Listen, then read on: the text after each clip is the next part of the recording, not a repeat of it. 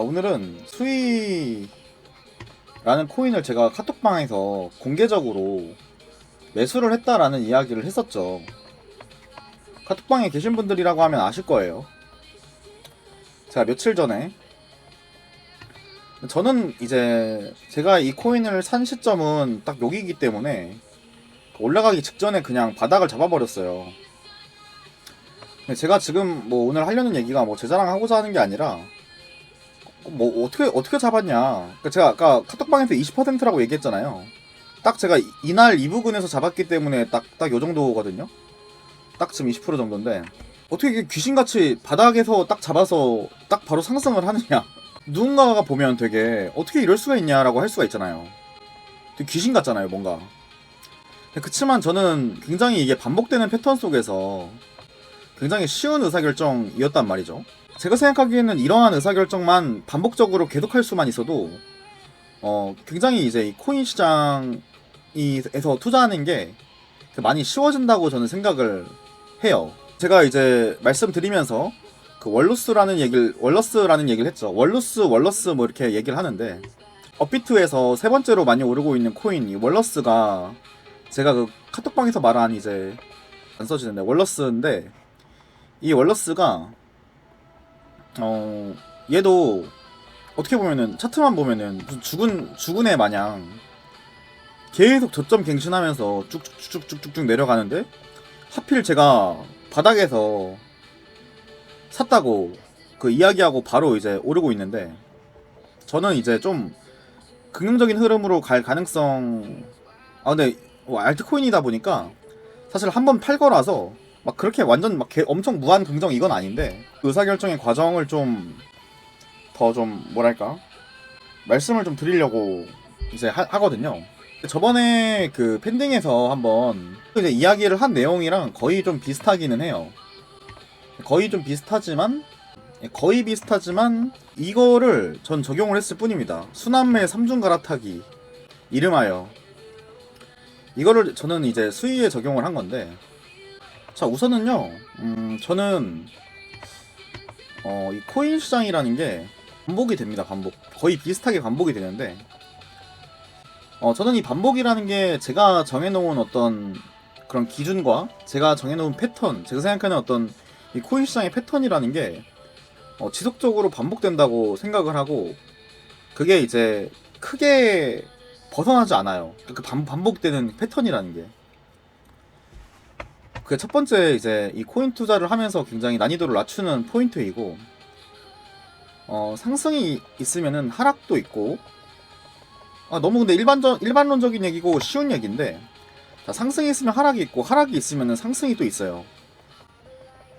너무 당연한 얘기죠. 그러면은 이 사이클이라는 게 고점을 찍으면 환희라는 고점을 찍게 되면 반드시 저평가 영역으로 또 가게 되고 그럼 그 저평가 이후에는 저점을 또 찍게 되고 그 이후에 저점 이후에는 알트코인들이 반등이 굉장히 세요. 제가 이제 구독자분들한테 이런 저평가 영역일 때 알트 반등을 잡으려는 시도를 제가 권하지 않는 이유는 그게 난이도가 어렵기 때문이에요. 왜냐면은 저는 이번에 뭐 운 좋게 잘 맞아가지고 계속 내려가다가 저점을 잡았지만 이거 되게 쉬운 일 아니거든요. 그래서 제가 이제 권하지는 않는데 세령님은 어떻게 잡았냐 이렇게 말하니까 저도 이제 말씀을 드리는 거죠. 일단 100%라는 건 없어요. 100% 여기가 100%일 거라고 생각한 건 아니에요. 다만 굉장히 높은 확률로 저는 꽤 이제 확신을 가졌고 꽤 많은 비중을 이제 실었어요. 사실 제가 뭘 샀다 이런 얘기를 웬만하면 안 하거든요. 웬만하면 안 하는 이유는 따라서 사는 분도 있고 막 저는 이제 샀다가도 제가 뭐 다음날 생각이 바뀌어서 팔게 되면은 팔았다고 그럼 얘기하는 것도 이상하고 그러니까 웬만하면 이야기를 제가 잘 안 하려고 하는데 제가 예전에 이제 24년도쯤이었나? 23년도쯤에 제가 뭐 샀다 이렇게 언급한 것들이 있었어요. 뭐 그때 당시에 도지도 뭐 있었고 또 뭐도 있었고 뭐 그런 게 몇 가지 기억이 나는데 저는 사실 제가 뭔가를 샀다라고 얘기를 할 때는 리스크 대비 손익비가 압도적으로 높다. 그러니까 요 의사결정은 틀리더라도 굉장히 괜찮은 자리다라고 생각을 할 때 좀 말씀을 드리는 편입니다. 솔직하게 말씀드리면은. 그래서 그런 점을 말씀드리고 제가 근데 그럼 어떻게 그렇게까지 확신을 했냐 라는 부분을 좀 설명을 드릴 건데, 이 월러스라는 코인에 대해서 수위와 월러스라는 거에 대해서 좀 먼저 말씀을 드려야 되는데, 자, 이 수위라는 녀석은 수위에 대해서 좀 아시나요? 수위에 대해서 혹시 좀 아시는 분? 말씀 좀 해주실래요? 사실은 뭐 이거를 막 자세히 알 필요도 없습니다. 사실은. 자, 수위 눌러서 정보 누르면 또 업비트에서 다 알려주기 때문에, 그러니까 생각보다 이 정보라는 거는 제가 봤을 때 너무 많은 곳에 정리가 잘 되어 있기 때문에 그 안에서 이제 인사이트를 뽑아내서 투자를 잘 하는 게 중요한 거지, 정보 자체는 어디에나 널려 있습니다. 자, 업비트에서 수위는 객체 중심 시스템을 통해 자산 소유권을 명확히 하고, 야, 이거 뭐 엄청 어렵게 설명을 해놨네요. 설명을 하면은 레이어 1 프로젝트 중에 이제 뭐 이더리움 이런 녀석이 하는 건 알고 있죠. 자, 이더리움 위에 이렇게 이제 생태계가 생겨서 뎁들이 생겨나는 거예요. 그러니까 예를 들어 얘가 안드로이드라고 치면은 뭐 이제 뭐 솔라나가 뭐 애플 뭐 이런 게 뭐 그 규모 이런 거는 무시하시고 그냥 예시를 드는 겁니다. 뭐 안드로이드나 애플 같은 그런 거를 또 만드는 걸 레이어 1 이렇게 생각한다고, 이런 거라고 생각하면 돼요.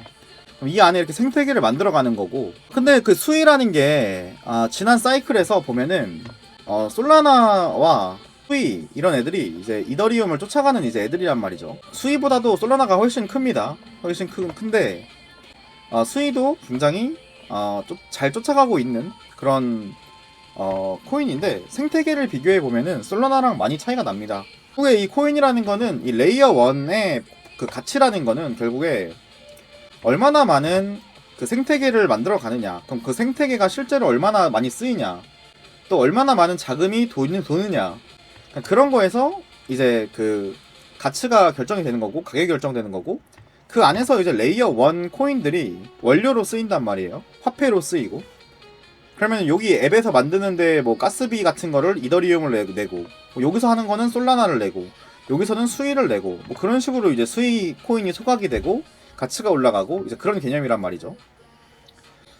자, 그러면 이제 레이어 1 중에서도 이 수위라는 녀석이 솔라나 다음으로 거의 좀 뭐 완전히 다음이라고 보기는 애매하지만, 그래도 지난 사이클, 결국에 우리가 이제 코인 투자를 할 때 항상 주목해야 되는 거는 지난 사이클에 어떻게 흘러갔는지를 반드시 기억을 하고 좀 봐볼 필요가 있습니다.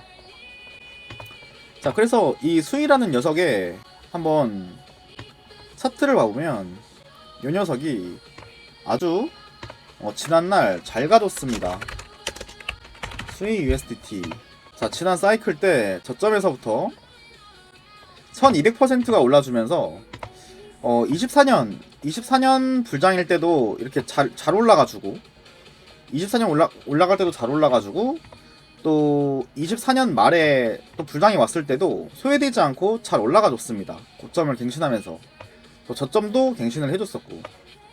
자, 이런 이제 제 방송을 오래 보신 분들은 알겠지만, 저점을 올리면서 고점을 갱신하는 이런 프로젝트들은 생태계 자체가 발전하고 있다라고 시장에서 해석을 하는 것이고, 굉장히 유망한 그런 코인입니다. 그리고 실제로 제가 설명한 BTC 차트를 봐보면, 자, 이 BTC 차트를 놓고 보면, 자, 지난 사이클에서 지금이야 우리가 이 수위라는 녀석이 BTC 차트에서 우상향을 가긴 했지만, 우하향을 가긴 했지만, 지난 사이클에서는 비트코인 대비 가격 상승률이 좋았던 점을 우리가 볼 수가 있습니다. 자, BTC 차트에서 저점 여기서부터 시작을 해서 23년부터 25년까지 수위를 들고 있었다고 하면은, 자, 326%의 수익률이 나오고 있는데, 자, 이 말은 즉슨, 자, 비트코인 투자를 할 바에 수위를 투자했다면은 326%를 더 수익을 냈다라는 얘기예요. 자, 그 말은 즉 지난 사이클에서 수희라는 녀석이 비트코인을 이겼다는 거예요. 하락장에서의 방어는 비트코인을 이기지 못했어요. 자, 그 말은 즉슨 이제 그 비트코인 대비해서 수희가 방어율은 이기지 못했지만, 자, 지금 우리가 26년 5월이 제가 무슨 시점이라고 말했어요. 자, 22년과 비슷하다 라는 얘기를 했죠. 그러면은 대부분의 알트코인 사이클에서 저점을 찍는 그런 타이밍이란 말이죠. 근데 그런 타이밍에서 이 지난 사이클에서 BTC 대비 잘 올라가줬던 이 수희라는 녀석이 다시 한 번 더 이 BTC 대비 좋은 흐름을 보여줄지는 몰라요. 왜 모르냐면 이 코인 시장의 변동성과 그리고 발전 어떤 정도와 이런 여러 가지들이 변동성 자체가 굉장히 심하고 생태계가 실제로 만들어질지 안 만들어질지가 다 챌린지이기 때문에 완벽한 승자라는 게 존재하지 않는 상황 속에서 이번에도 수희가 무조건 잘 갈 거다라고 생각하면은 그건 잘못된 거예요. 그렇게 판단하면 안 돼요. 하지만 지금 시점에서 승자가 없는 상태에서 우리가 생태계를 보고 의사결정을 할 게 아니라 아무것도 이제 어떻게 보면 미래에 갔다 오지 않고서는 현재에 있는 결과만 놓고 봐야 되는데, 지금 상황에서는 이제 거시적인 그 코인 시장에서의 거시적인 그런 흐름을 봐야 되는데, 지금 흐름이 제가 레이어 1 같은 경우에는 기관에서 주목을 하지 않는다라는 이야기를 했잖아요. 기억나시나요?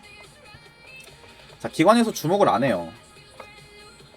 자, 그 말은 즉슨 이 레이어 1이라는 거는 반대로 얘기하면 새롭게 뭔가 더 많은 레이어 1 코인들을 새롭게 만들어서 그 경쟁을 붙이기보다는 이미 있는 레이어 1들 그 사이에서 경쟁을 하고 그 안에서 그 위치를 공고히 해 나갈 것이다 라는 저는 그 생각의 흐름을 가졌어요.